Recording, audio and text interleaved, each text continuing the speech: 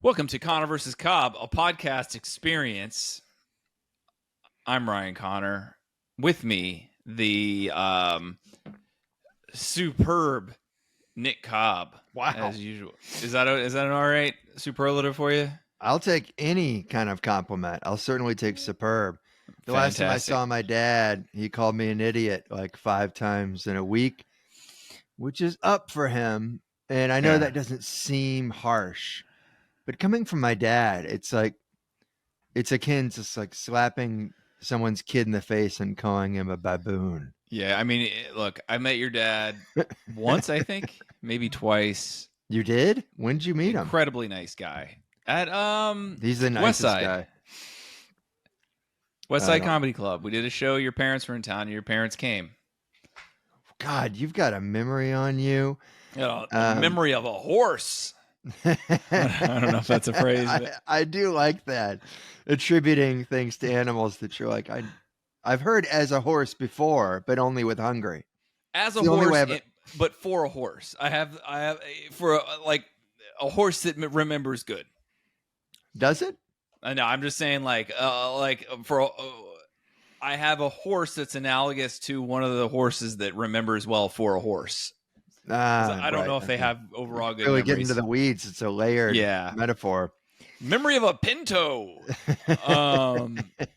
So you would hope that if it's a racing horse, that it wouldn't have much of memory, that you wouldn't have to like forget about that race where you just sucked in the last leg. You're only as good as your next race, horse. You like talking shit to a horse? I'm afraid of horses. So why are you afraid of them? Why would you not be afraid of horses? You're not afraid of horses? These huge fucking heads. They weigh a lot of pounds. So here's the main reason. They weigh a lot of pounds. Yeah. So, okay. So here's the issue. They killed Superman, right? Not all the horses together. A horse did, and that's enough for me. Because Christopher Reeves was a horseman. Okay. Mm-hmm. Have I ever told you this story of this Christopher Reeve story? No, but it does. The only thing I think of is like how everybody always talks about how handsome Christopher Reeve was before he was crippled. It's always before. It's always, I'm like, well, his face is the same. I mean, I saw him in the wheelchair videos and he's still a handsome guy. You're not going to, I mean, he was front of he was on the movie poster. It was just him, man. He was handsome. Yeah. But everyone who speaks him, it's like, man, he used to be handsome when he could walk. It seems rude. It seems rude to mention that, doesn't it? It sure does. Oh, man. It's like, man, Stephen Hawking, not the one that we know, but when he was a child, real head turner. So, well, you were just talking to me the other day, and I'm not trying to intentionally interrupt, but you did tell me the other day about how the biggest prejudice on the planet, and one you can never woke us out of, is ugly. Just your level of attraction. Yeah, I was going to put it a different way, but yeah, if you're ugly, doesn't matter who you are.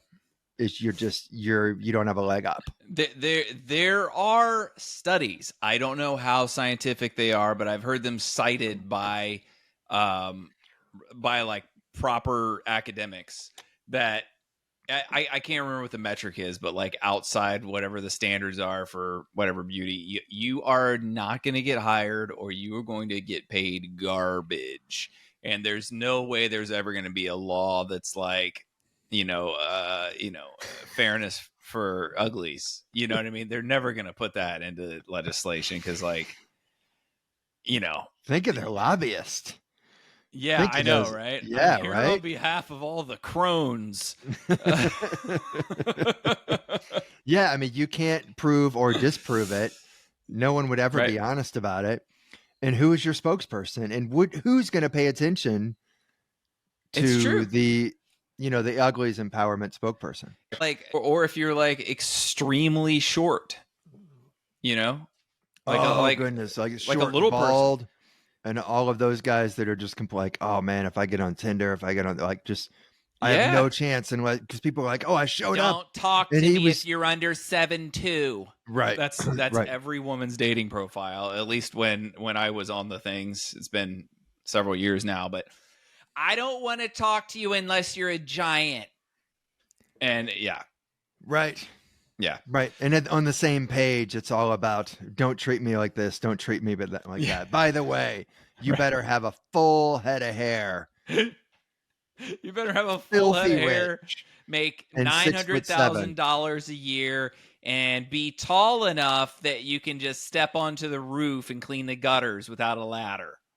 I saw a clip the other day of a woman who like pulled back into her driveway and the gas pump was still in the tank of the car, which we've all seen that clip. But her boyfriend or her husband or whatever is like, why'd you, blah, blah, blah, asking some pretty fair questions. Yeah. Why is the pump in the gas tank? And what, credit to her. I can, two things can be true at once. I can point to her and say what she's about to say, then I'm about to tell you, I could not be with this person for longer than 5 minutes. And while at the same time, I do admire and respect, and I'm envious of her ability to turn the tables so fast. I'm very impressed whenever anybody's able to do that. Because she's got the gas pump handle in the car and she's driving into her driveway, right? God knows what happened to the gas station.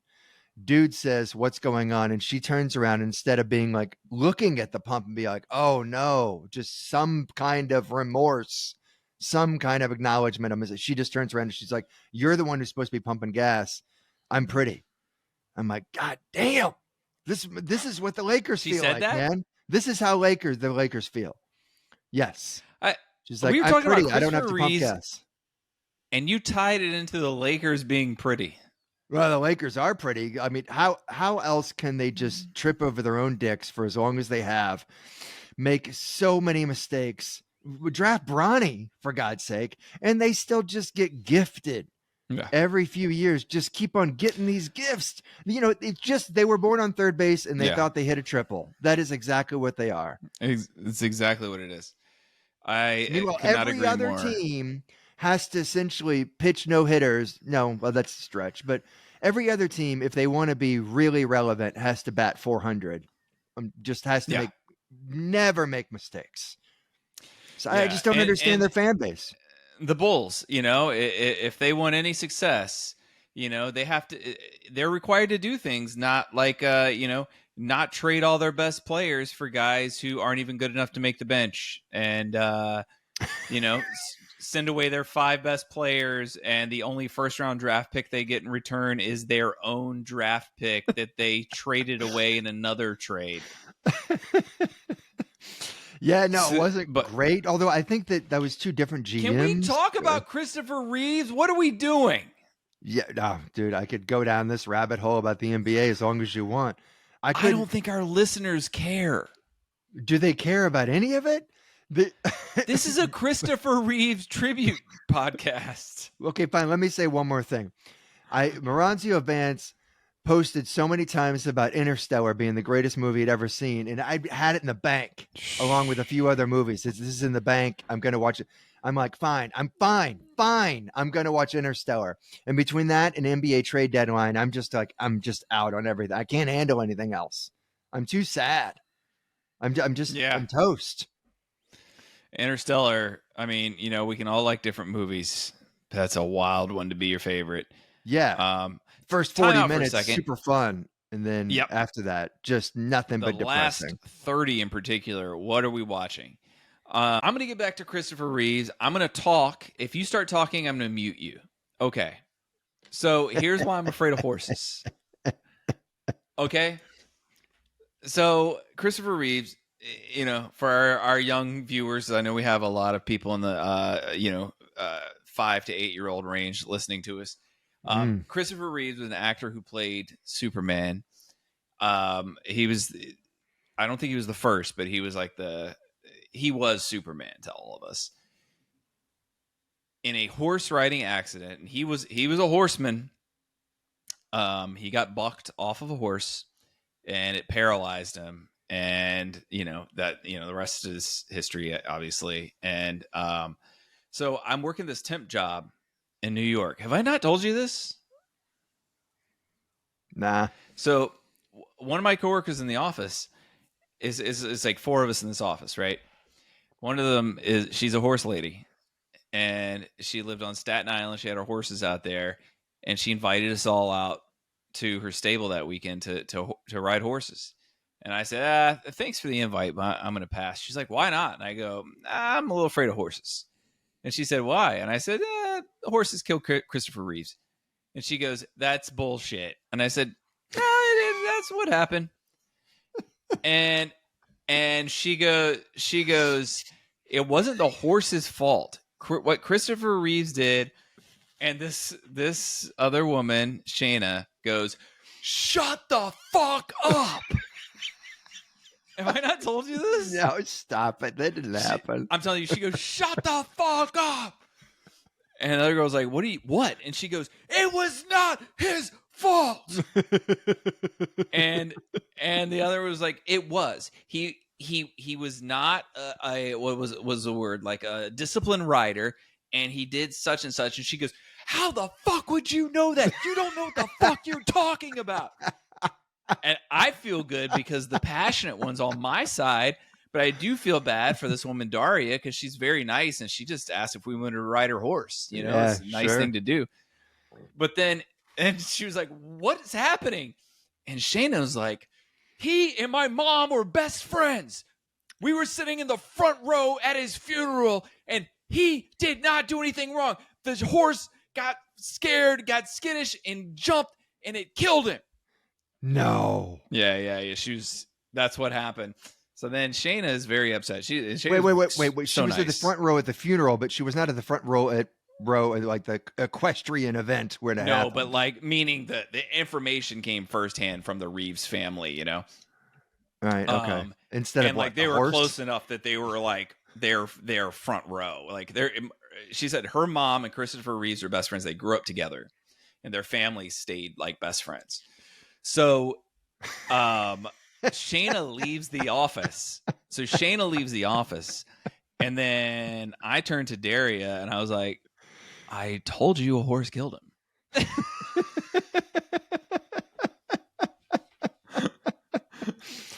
Dude, I used to love it when shit like that would happen at the office. Like you're all fairly close to each other, and then just a bomb drops out of nowhere. Man, and Wes, did you have any reason to expect anything? No. I thought no one else would even respond. And I thought Daria, you know, being a horse person, you can understand she's being defensive of horses. There's no world where I thought Shayna's family were friends with the Reeves family. Right. And like they're both so nice. So it was I kind of felt bad that I opened. So she stormed out upset. She was furious. She thinks the misinformation campaign has unfairly like judged Christopher Reeves, the late Christopher Reeves. Exactly, but I don't think many people are siding with the horse on this one. I mean, who could say? Like how can you if you were there and you know a thing or two about horses? I guess. Or if you got it from the horse's mouth, you know what I mean? If you got it from the Reeves family. Sorry for the pun. It was like it was just right there. That fruit was on the ground. You had to pick it up. So let me ask you this. I'm just going to go human on that one. I'll just go for the human. What do you mean? The non-horse. I'll be on the side of the human. Yeah, same here. I'm sure he was doing the thing that he always does. And horses are big-ass animals. And animals react to things. And that's why we shouldn't ride them, in my opinion. Maybe I'll get in trouble for this. If this were a popular podcast, I certainly would. But don't you think it's fair to say that animals maybe sometimes are just like, I'm fucking tired of these humans sitting on me all the time and want me to walk them around? Yeah. Don't you think that's fair? I did a segment on ridiculousness about this exact thing that's taping next week. Absolutely. Like, why are you always sitting on me? You have cars. You got me fenced in. I've got to sleep standing up in this barn. You're always sitting on me and wanting to go for a ride. Like that's you have a bike and a car. Use it. Yeah. But yeah, it's okay. Well, let me ask you. So, okay, here's the thing. You asked these, and actually, before I get to this, we should issue a correction and apology to the pop sensation known as Pink. She did not sing that song. Let's get R worded. Okay, that was Black Eyed Peas. That's my mistake. It was not Pink. I'd forgotten about it, man. Here's the thing. I don't know if I'd ever actually heard the song, and after we finished recording, I looked up and started playing it. It is so ridiculous that I was laughing. Rachel ran in the room because she thought I was having an asthma attack. No. You're not putting in the proper context. If you're not paying attention to the words, like the first few seconds are beautifully sung. It's like an angel is singing them. It really, for a moment, you're like, is this the best gospel I've ever heard? But the words are, let's get retarded. It's in here. And it's just so, it's like somebody took your brain out of your head and smacked it around a little bit. That's how discombobulated you are hearing this. Like this might have as well have been from like 1942. Like, I can't believe this was from like what, the early 90s? Yeah. No. It was like 2000 something, early remarkable. 2000s. Absolutely remarkable. And Rachel asked me when I was laughing. I was like, have you ever heard this song? This is insane. And she's like, oh yeah, they used to play it everywhere. And I said, no, the album version, you've heard Let's Get It Started. You did not hear this version. She goes, no, that's the one they would play everywhere. And I'm like, she'd heard the real one? Yes. Wow. Man. It's funny because Let's Get It Started is not like, it's not some clunky, revision. It's when they sang the original that was right there in front of them. Like, we could why don't we just do Let's Get It Started? It makes more sense.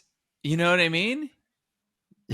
I mean, it's like if the Rolling Stones, like if I Can't Get No Satisfaction was the radio version and the album version was I Can't Get No Hobos to Lick My Ass. It's like, why wouldn't you just call the song Satisfaction? That's way better. I can't get no hobos to lick my ass. But I think that we're the last two to know this, man. I hit up a friend of mine about it. Like, you're not going to believe this. Listen to this. And within 10 seconds, he wrote back like, oh, yeah, man, they had to change it all over before putting it in the NBA games. Like, it was nothing. He just swatted it away. Could you imagine if that was playing in NBA games? It's like 30 seconds left in the game and the opposing point guard's at the free throw line. It's so offensive. I cannot believe a record label. I can't believe no one down the line, the members of the band didn't go, you know what? I think my mom would be offended by this. I can't put my name on it. No one stepped up and was like, this would be an absolute shame. No, they're like, we got a lottery ticket on our hands. Yeah, I guess so. It's not the exact same meaning. It's like 10% off, right? It's basically just saying, let's get crazy in here. So it's not the same, but it still seems implausible that they wouldn't have thought up other options. I know.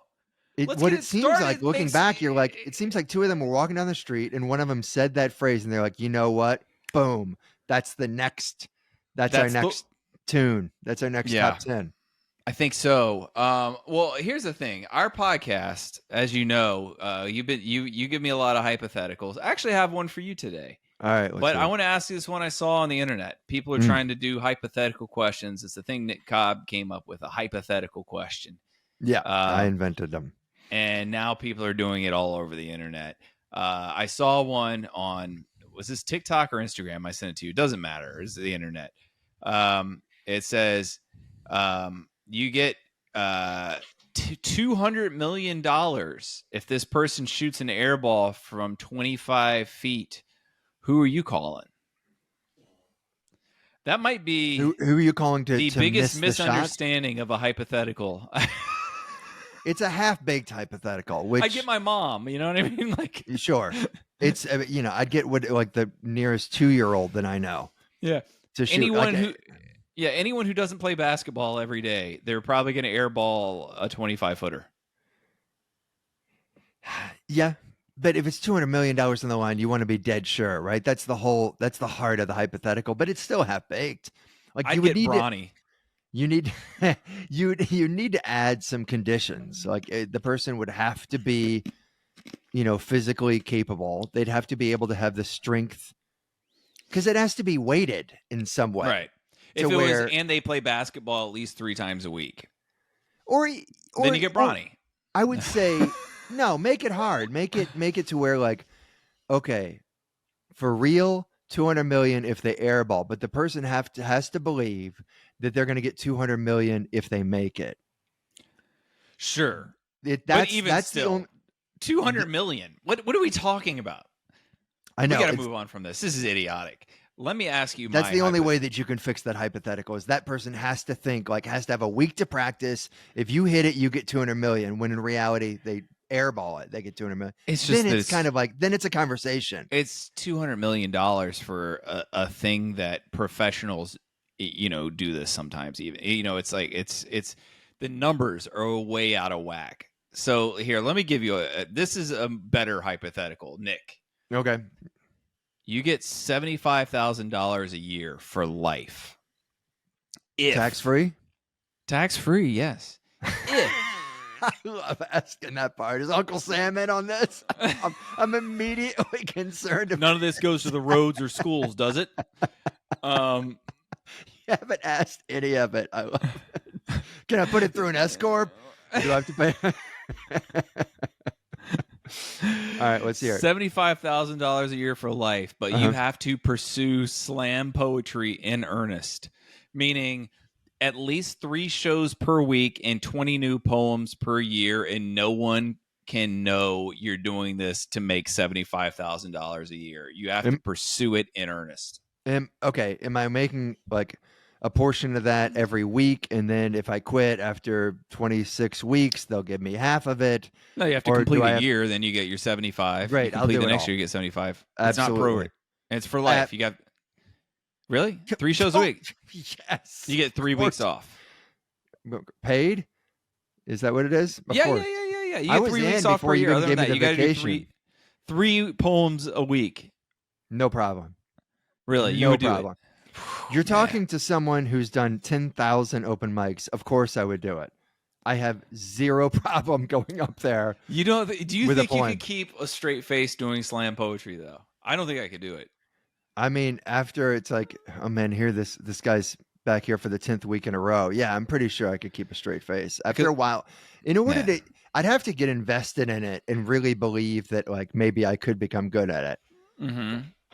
And then I could really savor that tax-free check I get at the end of the year. I would have to almost do it like trying to be the worst ever, because I know I couldn't be good at it because I don't like it. I've seen some people who are very good at it and it works, but most of the things I've seen, it comes off as someone just reading an angry blog. Like they may as well be reading a Yelp review. That's just, it's just, here's a rant. I don't know the difference between good and bad slam poetry. Me. What's that? I don't know the difference between good and bad slam poetry. And it's possible that I'm coming off condescending, because this is a realm of, like, I have no idea and I have no clue anything about it.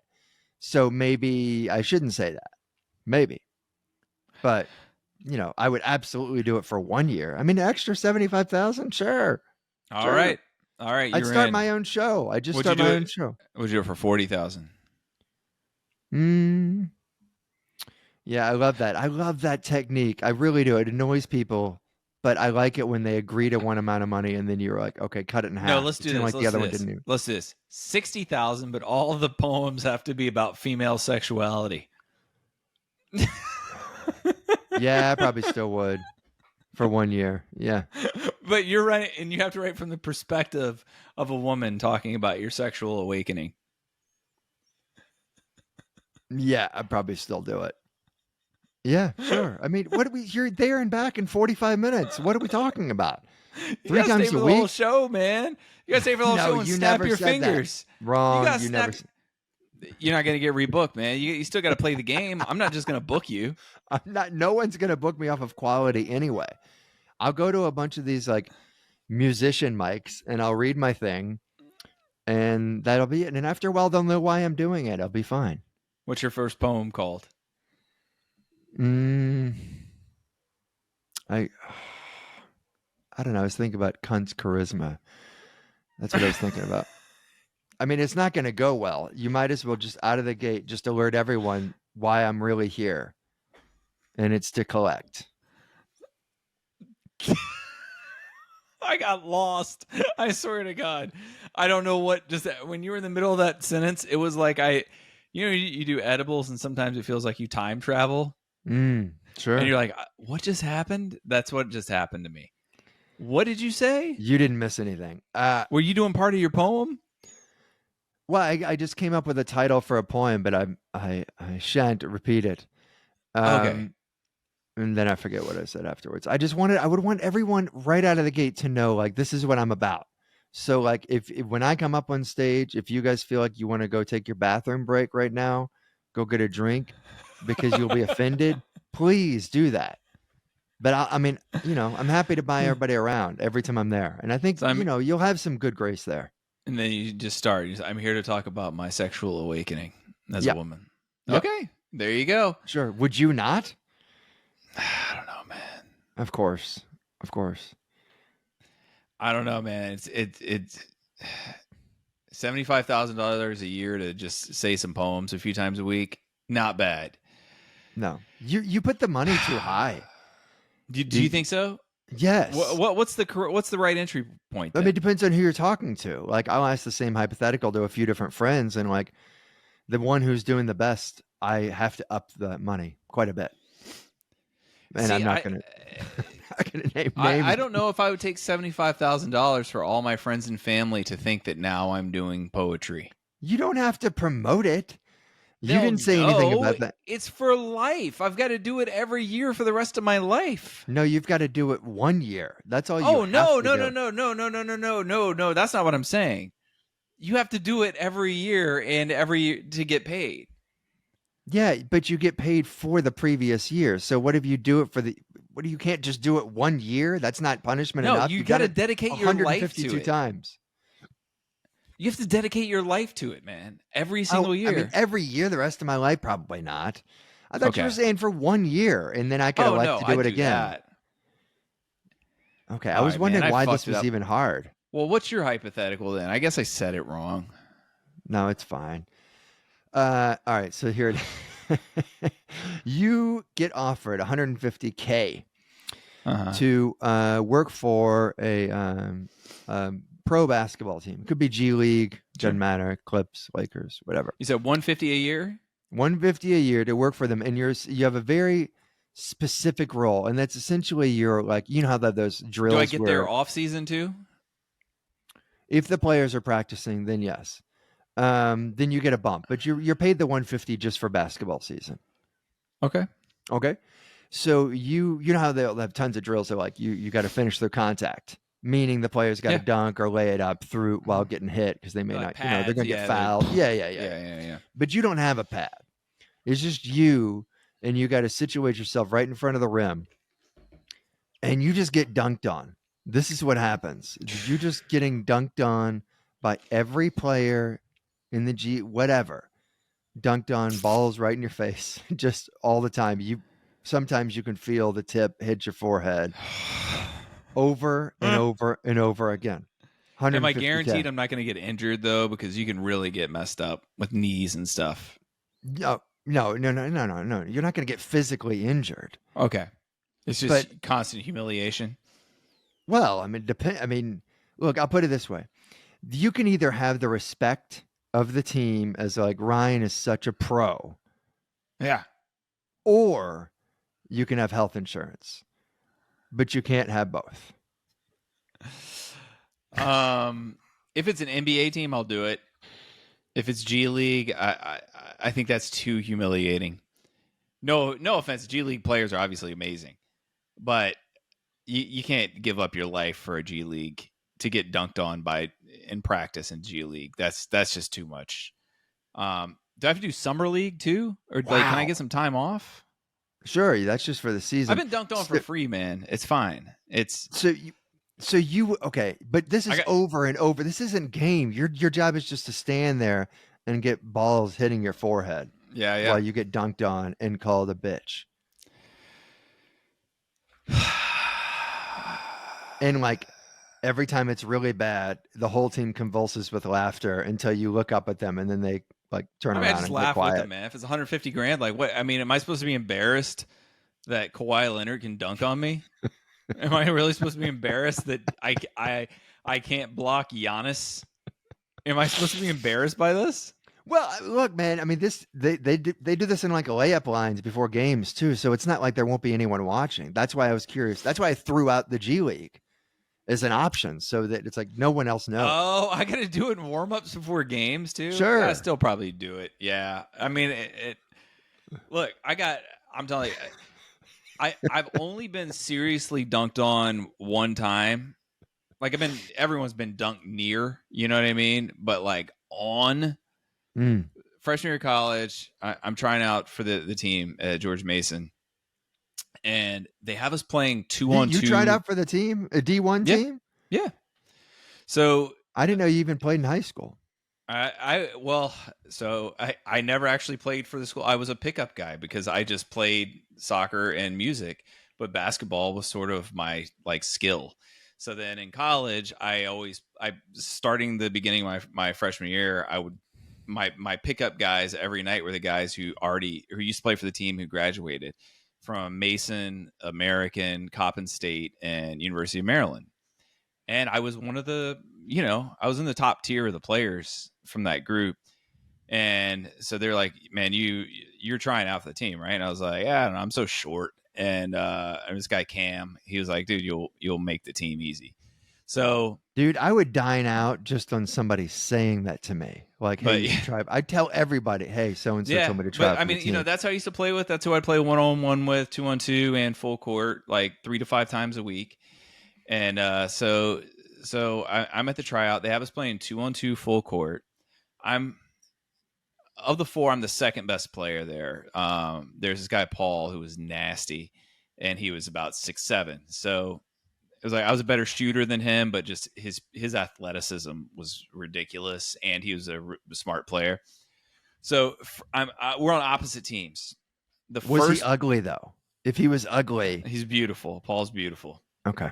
So first play of tryouts, my guy tries to drive, and I block him and I pin his shot to the backboard. What? The players who are actually on the team, they're watching this, by the way. This is at the end of one of their practices. They start going crazy, right? And I'm hyped, right? I'm like, oh man, this is I've got the momentum and everything. You pinned a ball to the backboard. Yeah. I Wait, mean how tall are you again? 5'11"? no, it's like 6'1". Yeah, at the Okay. time I was probably 6 feet, but yeah, now I'm like 6'1". But I mean, I used to be able to. I had a very good vertical and like I was a quick jumper too. So I pin it. We go down. I I don't. One am, of us. I started to like jump in, like, what is a slow jumper? But I am a slow jumper. Yeah, you know what I Like, mean. There, yeah, I am. it's a difference. Like Yeah, Dwight yeah. Howard's a quick jumper, right? Like with no warning, he can just spring up. Yeah. So I was probably, I had a high for probably 36, 38 inches, but I was more quick about it than the peak, but whatever. But anyway, we go down, we miss. I don't remember who shot. Doesn't matter. They come down. Keep in mind, 2-on-2 full court is hard. Okay. Yeah, it is. Yes. So we come down. The other team sets up a pick and roll, right? I'm guarding a guy who is about my height, and my guy, the guy who's guarding Paul, the other guy, he should have gone under the screen. He did not. So then Paul has a clear line to the basket, and I'm like, well, I can't look lazy in the tryout. I go down, it's at the left block, and I go up. I'm like, I'm going to try to block him. I'm going to meet him at the rim and just try to You block just him. did. Yeah. Because if I don't, I look lazy. I got up. I mean, it was as high as the rim was probably about here, right? But the Shut your rim was mouth. probably about here on him. Oh. And he dunked on me so hard, man. So hard. You know, I told you the players were like ooh and shit when I did the block. Yeah. When he dunked on me, everyone just stood up and then walked to the locker room. What? It was insane. It was so insane, man. And it was all because your teammate didn't go under. Because my teammate didn't go under. Yeah. Oh. Go under or fight over, either one. But I mean, it makes more sense to go under. He's not a shooter. So at that point, you went from the second best of the four to just. I mean, I was still second best, but it was like at the beginning, it was like maybe me and Paul make the team. But after that happened, man, it messed me up mentally, man. Yeah, sure, man. That sucks. Hey, yeah, I'll take 150 to get dunked on constantly. Also, today's NBA, it's all threes, so they're not. Yeah, doing but it this much. isn't the games. I mean, you're going to be. That's true. It's going to be balls on the forehead, all practice. Just the whole time. Plus, you'd rather get the health benefits than the respect. That's what you picked, Yeah. right? Well, yeah, probably so. Absolutely, yeah. Because I mean, you just laugh at it. Someone dunks on you, who cares? You just laugh. All right. Let me ask this, Nick. you ever live with someone where you're on an opposite pee poop schedule than them? So every time someone goes to the bathroom to pee, the other one's just pooped. Oh man! Look, I got 2 kids, man. Every time I go into any bathroom here, somebody just pooped, and half the time they didn't flush it. Oh God! So that's all. I don't have a story. I don't have a story. I was just thinking about like you don't even think about it after a while. Yeah, it's such a nothing. Yeah, it's just there. Can I tell you a story I remembered last week and we lost? We didn't have enough time. You were talking about your wife, Amy. Remember her? Yeah. Yeah. About her singing about having to do her colonoscopy, when she was going around, gotta use the toilet. Yeah. Whatever. Yeah. A lot of like, I need some Afrin. Yeah. And we were just talking about musical theater people and why do they have to sing everything? Let me tell you this. One of my dearest friends, he's an improv person. He used to be an improv person. But he doesn't, he doesn't fit this stereotype I'm talking about. But we all lived in New York, New Jersey, and he grew up around there. And he's like, yeah, I'm having a New Year's party. It's going to be, 4th of July rather. And it was going to be the whole weekend, 3 nights. He's like, his parents were out of town somewhere. Yeah, this crazy house, right? So it was like 30, 40 people staying over. And we're all invited. And our other 2 friends, Mark and Rick, I asked them, like, it's like, we're like, they were proper roommates. And after my first divorce, I actually lived with them for a little while I was trying to find something. We're all like very close friends. And I asked Mark and Rick, I'm like, you going to Matt's, right? And they're like, no. I said, why wouldn't you go to Matt's for 4th of July? What are you going to do? And they're like, I don't know what I'm going to do, but I'm not going. And I'm like, why? And they said, it's all improv people. So I'm like, oh, how bad could it be? So I go with my friend and my girlfriend at the time. We get there on whatever it was, Thursday, whenever it started. And Nick, there's probably, I'd say probably more like 75 people there. No one is having conversations. Everyone is in scenes. Everyone is just doing scenes everywhere you look. And then there's a stereo playing, and certain songs, everyone just starts singing it. Here's how bored I was. I was like, not bored, but like bothered. I was like, I need to cope with this. And I said, Matt, can I cook hamburgers for everyone here? So I made like 70 hamburgers just to make time pass. I look over and, the people I brought, they're just sitting next to the pool by themselves. And I can see their faces, and it's like one of them will say something every 30 seconds. After I make the burgers, I go over Right. I go over to them and they go, "We have to go now. I don't care what you have to say. Just say I'm having really bad cramps or something. I don't care. We have to leave." And I was like, all right, I think Matt will understand. I went to a bunch of those and, parties. dude, hold on one second. As that conversation's happened, I forgot about this. Stereo goes to My Girl, and everybody starts singing at the top of their lungs. And I'm like, I got this. We're leaving. I mean, you could just walk. You don't even have to do it gracefully. You know, you can just leave. But it's like one of and my then best friends. You can still always, I mean, no one of your friends plans on continuing to be friends with anyone else at the party. So you can just blame it Yeah. on one of them. You can just do True, that, true. which is not, it's not even untrue. You could just say yada, yada, yada. But instead of saying we're having a miserable time, you'd say something else. I mean, you're saving everybody the trouble. It seemed like every time you went to one of those parties, you know, each conversation you're entering, you're like, am I the straight man in this? I guess I'm the straight man in every single one of these conversations. Right. And they're because just doing I'm just bits. trying to be like chill. God, I hate it's nothing worse than hanging out with someone who's just doing bits all the time, except certain people who are hilarious when they do it. I have one friend who's pretty much always on, and it's always hilarious. Like, do you know Todd Glass? Everyone knows Todd Glass. Sure. He is the funniest guy. He's like always on, and it's hysterical. I wish I could remember. He sent me a voice memo recently where he was just telling me to fuck off over something. I forgot what it was. It was like nothing at all.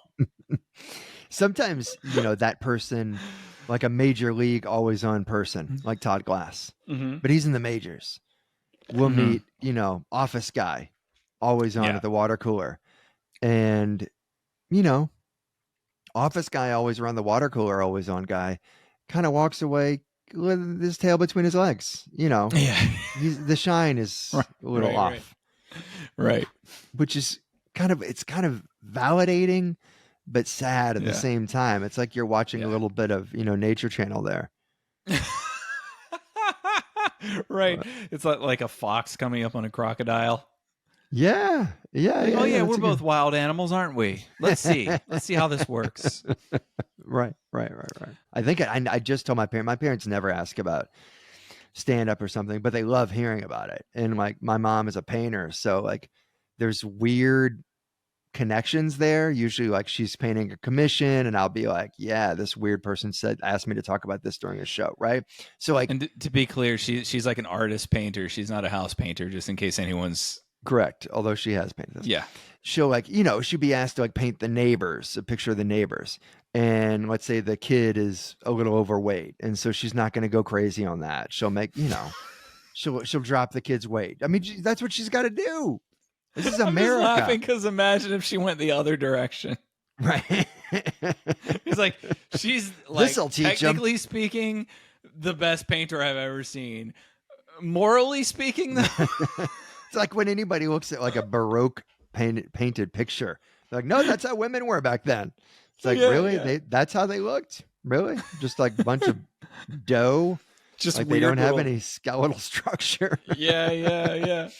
So I was telling about how Sean Donnelly and I 100 years ago, when we used to do these gigs out, and everybody used to do these gigs out in Jersey or Long Island before we were past the clubs. It was just like where you get paid. And it was always at some like Elks Lodge, or in this case, I'm pretty sure it was a fire hall. And that's where these little towns, that's where you could do a show. And in this case, it was a bachelorette party. And it was, I don't know, maybe that was a thing for a bit where they'd combine them both. Anyway, it was a show. It was me and him. And it was always the case for these things that if they knew each other, if the crowd all knew each other, don't do material. You can't do it. They just want to get shit on. That's what they want. They want to be verbally shit on. And so like we did it. And it was a great show. It was super fun. We made fun of everybody. It was super fun.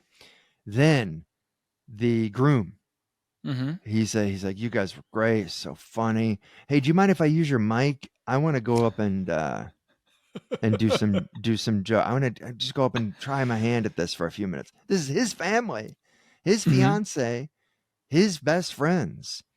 And he went up there and he bombed. In this Yeah. room, like it was one of those, as soon as you started, you're like, oh, they're friendly, they're fun, they want to have a good time. This is great. It's super easy. His friends are It, supposed to come along for the ride a little bit. yeah, like, I just have heard so many people say, oh yeah, I'm a comedian. I told a joke at a Christmas party once, that kind of a thing. That it was very satisfying. In fact, it was one of the most satisfying things I've ever gone through in comedy is watching this guy follow. And clearly, like, At his own this is bachelor super party. easy. I'm going to go up there and knock this out of the park and just eat it. And I sound like an asshole saying that, but just the presumption that people have of like, this is going to be easy. What are we doing? Yeah. And just eating it. It may be the most validating thing I've ever gone through. It's pretty great. I mean, I'm trying to, I can't even think of an analog there, but because that is just, yeah, it's pretty It's amazing. chef's kiss for anyone who's done stand up at Yeah. all. Yeah. For someone to go up there and be like, "Oh, I got this. Give me the mic." And then they eat it for And he at his own he ate bachelor it for at party, least though, 5 minutes. I feel for the guy. Yeah, yeah. But you know what? Now he's going into his marriage as a humble man. That's good. That's the way you got to look at these things. Chop him down a little bit. It was so good. I just wanted to say one thing. I had to call the Yeah. dermatologist yesterday, make an appointment, and I don't know that there is a more humbling phone call than calling the dermatologist. Because a regular doctor, oh, what's wrong? Why are you coming in? Oh, I broke my hand. Mhm. And then dermatologist is like, I've got a rash on my dick, or I've got a. Is that what it is? No, but it's always something that's. You would think that it wouldn't. It's just so embarrassing. Yeah. But why are you coming in? Oh, do you only have one mole on your chin that you're trying to get rid of? It's just so. The organ that everyone can see is messed up. Yes. Yes. I'm vain. That's why. Yes, I'm calling because I look gross to my friends and family. I'm calling because no one in my house will touch me with this thing on my hand. All right, guys, let's play ranked. Actually, I had to call a podiatrist yesterday. How about that? It's not the same. It's not the same, but I fell down my steps, so I slipped like a month and a half ago. My steps are very slippery. I've lived here for over 3 years. Always wear, slippers with a rubber sole in the house. The one fucking time I go down the steps in socks, slipped, went down 3 steps, just do on the same part of my foot, like hitting the corner of it. And it started to get better. Now it's getting worse. And so I'm like, I got to go to the podiatrist. I can't. For a while, I was like, man, I hadn't been able to run in like 6 weeks. And now it's like, oh, I can't really walk either. Yeah. Dude, every time anything happens at all, now that I'm 46, I'm just like, I'm going to die. Clearly, my finger itches. Well, this must be AIDS. This is the end. Just everything. It's like, how is this going to kill me? Yeah. It's like, I'm on to you, Grim Reaper. Yeah. I mean, you could be I'm like, on to you, bitch. My mom, like, anytime I'd be sick, she'd be like, is it meningitis? I'm like, yeah. No, I think I'm going to be all right, Mom. Even right now, I'm looking at myself on this screen, like my lips look red. What do I have? What is wrong with me? There's something up. Were you drinking Kool-Aid? No. Let me ask you this, not. Nick. And I asked this as someone who's eaten 4 boxes of Girl Scout cookies this week. There are studies now. They say there are 2 ages where you, on a cellular level, age rapidly. There are 2 ages on average for people. It's 44, and I think it's 60 something. Let me see. Ages. Let me see what the other. God, I don't want 44 and 60. Do you feel like a couple of years ago you rapidly aged? Did you start developing cardiovascular or any sort of like, serious digestive things, like where you can't handle fats, or your blood pressure spike? I would say about the only thing is that it feels like it's harder to drop weight. Is that like I could be metabolic I used stuff? to That's be, a big thing.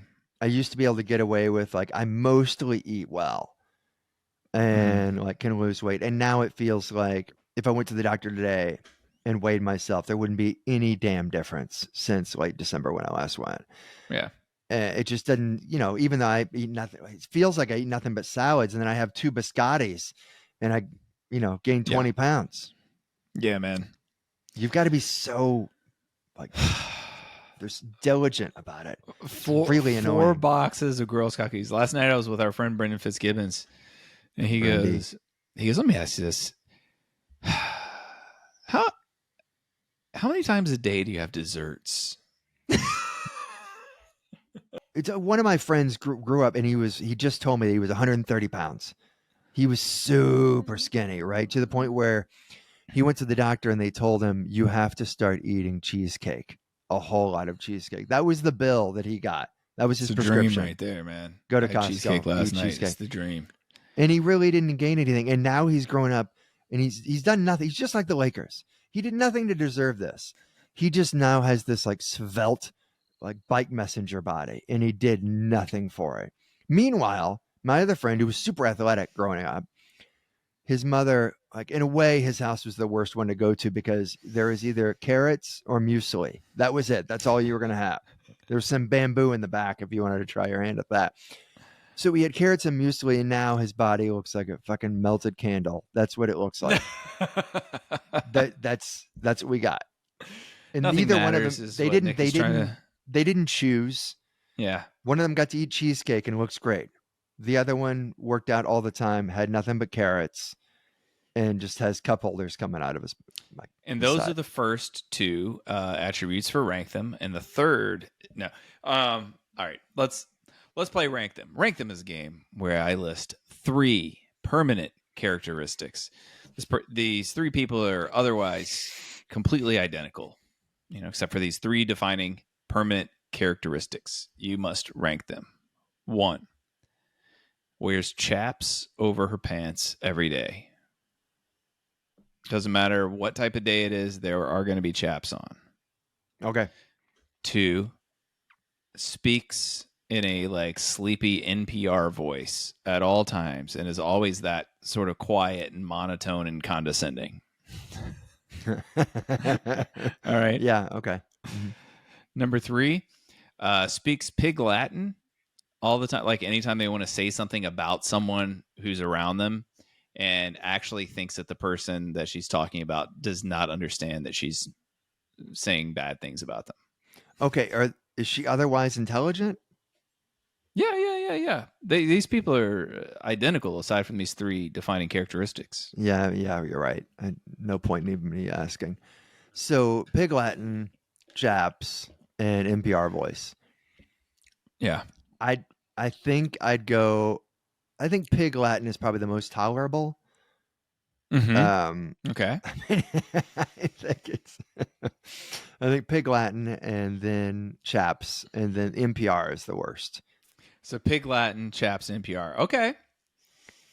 Yeah, it's just any reasoning you want to share? I listen to a lot of NPR, but there's no mistake in it. There is a voice of like, I know better than you, even though I'm 22 years old. I know, and you're wrong, and my voice means shame. Yeah, it's intolerable. It's like, why do you talk like this? Yeah. They all have the same voice. It puts me to sleep. Like, I don't care what they're talking about. It's like they're trained to speak in this soothing way, but it just sounds like they're going, I'm so much better than you, and you should know this. And it's fucking It's awful. always such a youth movement. That's what bothers me, is how many times I've heard a segment of theirs, maybe This American Life or something. Mm-hmm. And it's like, it's always taken from the younger person, the son, the daughter, and how they can't convince their parents to blah, blah, blah. And they're just, oh, he's got his head in his hands and the father just won't listen. It's like, maybe the son is wrong. Yeah. Maybe. Maybe it doesn't even cross their mind if he can just get through his dad, who he's living with, and has never, ever given a penny to pay rent. Like, it drives me insane. I agree. I agree. And then sometimes they have amazing segments. But Many yes. times they Okay. do. So, okay. Going in the beginning, I was thinking I would do chaps first because I was like, man, you get used to it. Shawn Michaels used to go to the ring in chaps, you know? Yeah, It, but he didn't go to, Ralph's. no. By the way, did I ever send you that thing? It was like, if you don't know the wrestler Shawn Michaels, look up like 1990s era Shawn Michaels to see a photo. If you don't know, he'd wear like a sailor hat with mirrors on it, these glasses that Ooh. flip up, a vest with mirrors all over it, and chaps with a heart on it. And someone wrote, how in the world was this guy's gimmick that women loved him instead of gayest man in history? Because it was the 80s, man. It really is the gayest look imaginable. I gotta put the image on this so people can see it. No, it's like you're rollerblading with jams and a fanny pack, just pulling trim left and right. So, the Pig Latin one, if I could guarantee it doesn't get me hit, that would be number one. But it just seems like that would cause fights.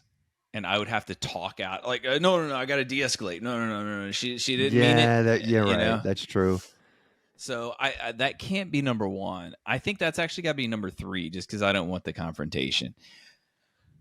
I got to go chaps number one because the personality's not affected. And she wears chaps. It's her business. I think you may be right. I think this is going to be the first time I've ever changed my mind. I think you're right. I wouldn't want to deal with all of the fights, and there'd be a lot of them. I go chaps number one, and then NPR, and then Pig Latin. And yeah, for the NPR I gotta say, one, I agree. What you do is just anytime something's finished being said, then you just take a deep breath before you respond, just to let the condescension just wash over you, wash away from you. I don't even know if it's intentional or not, but the problem is that it sounds so intentional. I think it's just one person there spoke like that, and then everyone started emulating that. Right. I don't know. I don't know any of their hosts. Like, I've never met any of them, so I don't know if they're like that off air. But it's weird because people in other outlets do not talk like that. It's specifically them. No one on PBS. They all sound like they're questioning your, like, are you really a garbage man?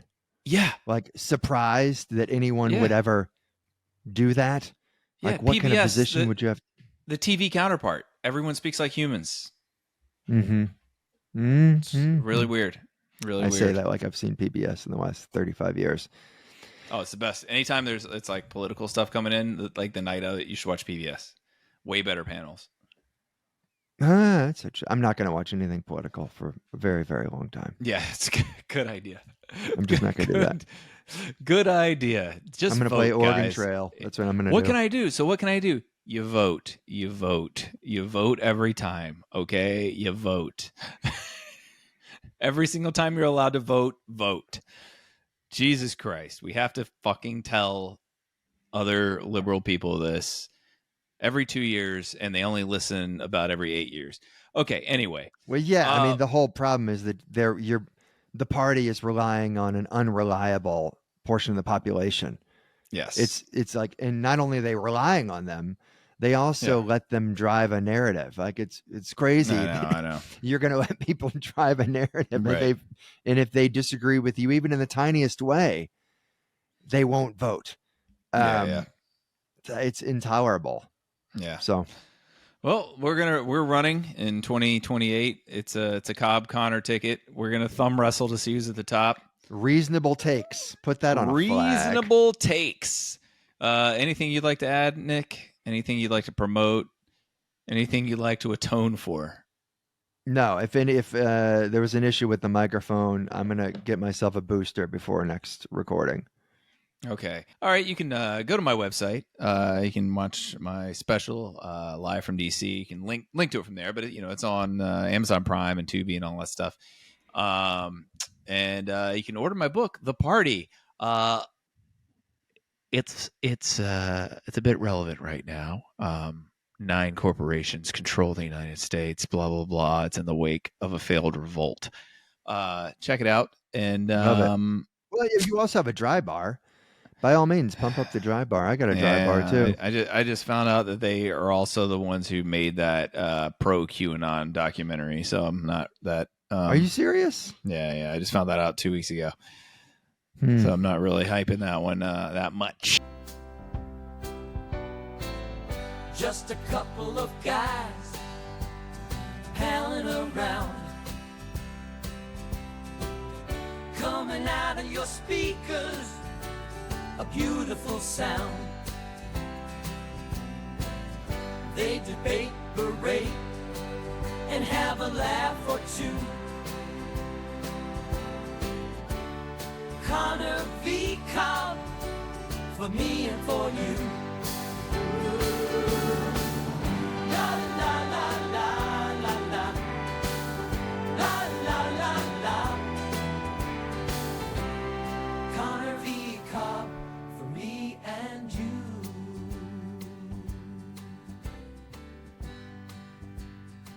Ryan and Nick. Nick and Ryan. The Scoundrels of the Hour.